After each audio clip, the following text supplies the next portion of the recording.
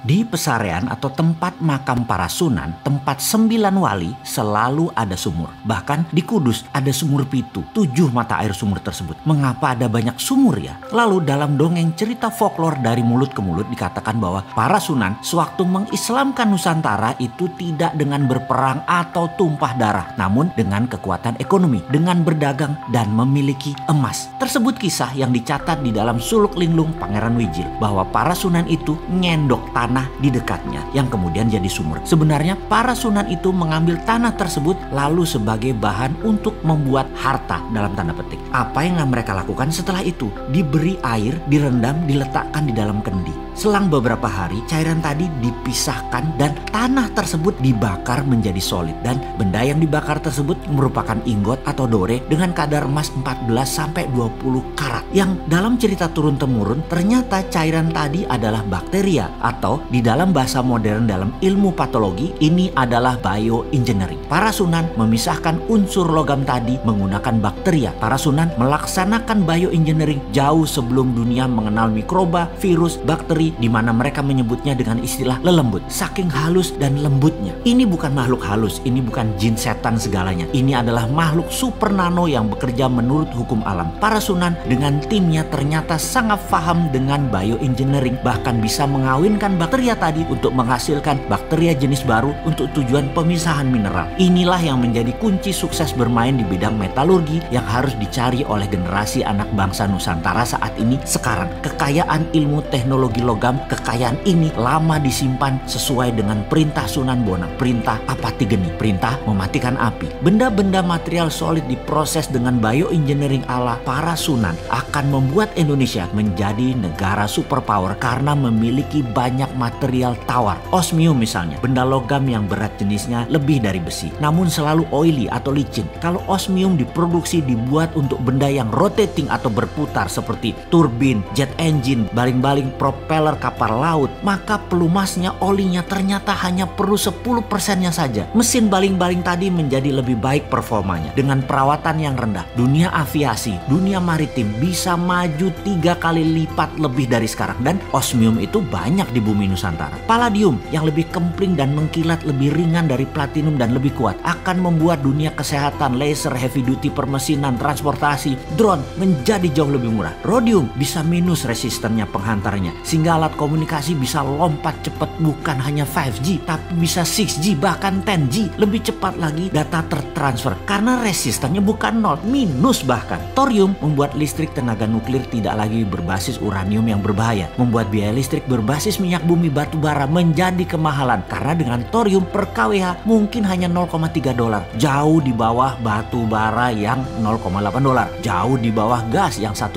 dolar. Untuk energi listrik, semua ini adalah budaya metal, mulai dari metal biasa, metal tanah jarang atau rare earth, hingga precious metal group. Semua ada di tanah air tercinta ini. Sebelum melangkah jauh, kita merenung sejenak menengok apa yang para sunan sudah lakukan untuk anak cucunya, untuk bangsa Indonesia. Bukan hanya nikmat agama Islam, namun budaya luhur, budaya logam diwariskan oleh mereka. Untuk menjadi yang terdepan, warisan beliau-beliau tersebut harus kita pertahankan. Inilah strategi SWF, Sovereign Wealth Fund, berbasis Natural Resources Capital, yang selalu didengungkan oleh bosman yang sok keminter ini, menggunakan kekuatan kedaulatan sovereign natural resources untuk menjadi alat tawar kepada negara lain, bukan menjadi pengemis minta-minta pinjaman. Sejarah sudah mengingatkan, wahai pejabat, rajin-rajinlah baca sejarah dan menengok kekuatan bangsa sendiri. Semua tersedia, semua tinggal dipakai. Masih nggak ngerti juga SWF-nya ilmu para sunan ya? Ya ngobrol dong kita.